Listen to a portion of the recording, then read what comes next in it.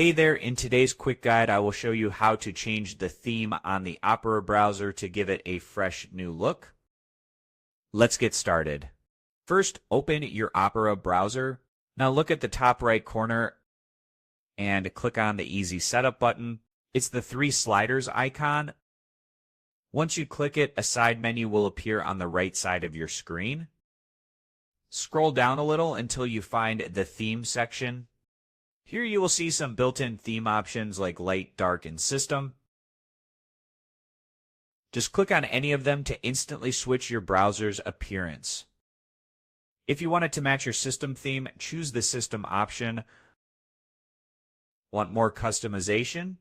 Click on Go to Full Browser Settings at the bottom of the Easy Setup panel. From here you can personalize your browser exactly how you like it. Clean, color forward, or minimal. Once you're happy with the look, just close the Settings tab and enjoy your new theme. And that's it, quick and simple. If this video helped you out, give it a like and subscribe for more tutorials like this one. Thanks for watching, and I will see you in the next one.